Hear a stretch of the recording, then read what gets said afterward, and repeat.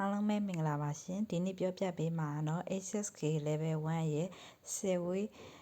21နေပြီး40ထိပြောပြပေးမှာဖြစ်ပါတယ်ရှင်အားလုံးပဲကြွားနေတူတူလေးလာလိုက်ကြပါစို့ရှင်တုံး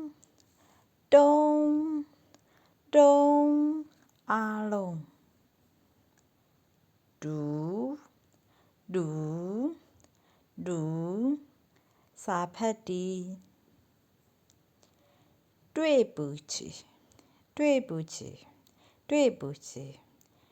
sorry စိတ်မကောင်းပါဘူးအာနာပါတယ်တကူပြောတာဒေါ်ဒေါ်ဒေါ်များဒေါ်ဒေါ်ရှောင်းဒေါ်ရှောင်း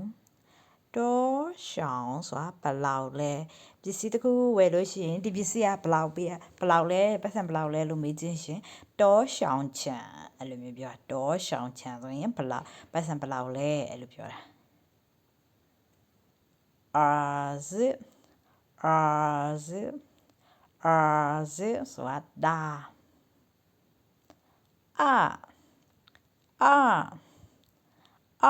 ဆိုတာနံပါတ်2ကဏ္ဍ2ဖန့်တင်းဆိုတာစာတောက်ဆိုင်ဖိန်ကြီးဆိုတာလေရင်ပြန်ဖန်ကျုံဆိုတာမိနစ်ရီဖန်ကျုံဆိုရင်1မိနစ်ဖန်ကျုံဆို2မိနစ်စမ်းဖန်ကျုံဆို3မိနစ်နာရီမိနစ်ကိုပြောတာအချိန်လေးရဲ့မိနစ်ကိုပြောတာကောင်းရှင်းပျော်ရွှင်တီ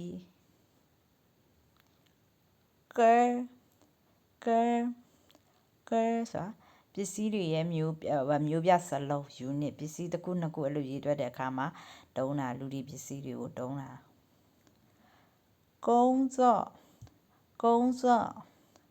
ကုန်းစော့အလုံး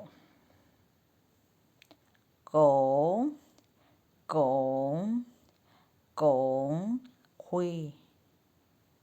ဟန့်ရွီတရုတ်ဘာသာစကားဟော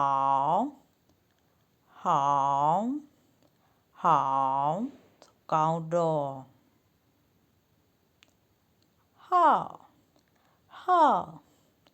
ဟော့ဆိုတာနံပါတ်ဒေါ်ရှောင်းဟော့ကနံပါတ်ဘလောက်လဲအဲဆိုရင်နင်းတဲ့အခန်းနံပါတ်တွေအဲ့လိုမျိုးဆိုင်နံပါတ်တွေလမ်းနံပါတ်တွေအဲ့လိုတုံးတာဟောက်ဆိုတာဟဲဆိုတောက်ဒီဟဲနှင့်အတူစလုံးလေးတွေဟန်းစစ်ပြင်းတန်ဟန်းစစ်အတန်ထွက်တဲ့ဟာတူတယ်ဒါပေမဲ့အတန်တုံးမတူရှမ်းတယောက်မတူဘူးဒီရှေ့ကဟဲကြတော့ရီးတန်သူကတန်ပြေးတဲ့ပါဇက်ကဆိုရတယ်ဒီအောင်နောက်ကတန်ကြတော့နှင့်အတူဆိုတဲ့အတန်ကကြတော့တန်သူကကြတော့တန်တုံးကနှိမ့်ရအနေပုံမြင့်သွားတာဟဲအဲ့လိုမျိုးဆိုပါတယ်